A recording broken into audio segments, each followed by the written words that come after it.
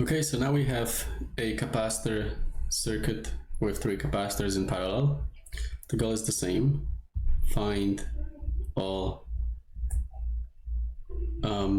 voltages and all of the Qs throughout the whole circuit. Note that there is no current I.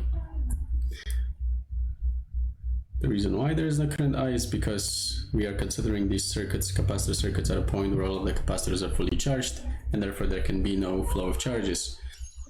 What we want to find is the voltages and the Qs.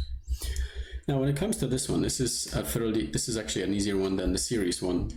Reason being is that the voltage still behaves the same, whether you have resistors or capacitors. The voltage will still have the same, will behave the same.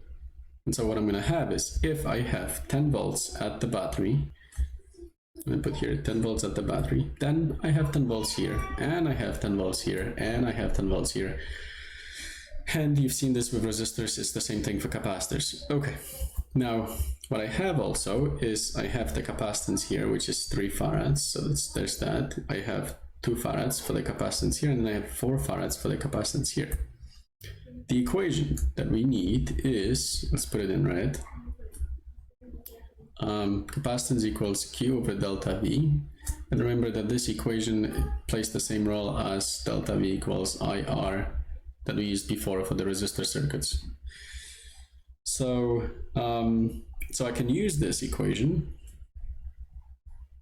to figure out what's missing. Now, what is missing? Well, I have all of the capacitances. That's just capacitance. I have all of the voltages across all of the capacitors. What's missing is Q, so I can figure out Q at each one. It'll be easy to do. Let's use maybe blue. Q, let's find Q1. So what I'm going to find is Q on this capacitor here. Let's call this Q1. So Q1 is going to be C1 times delta V1, which in this case, it would be 4 times 10, and that will give me 40 coulombs. That's Q1. Q2 is going to be C2 times delta V2, so let's label this as Q2, and that would amount to 10 times 2, or 2 times 10, and that gives us 20 coulombs.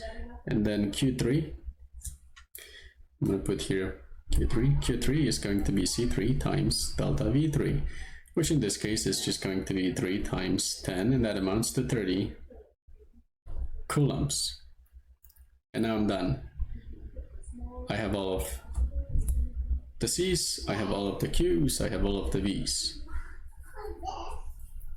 Okay.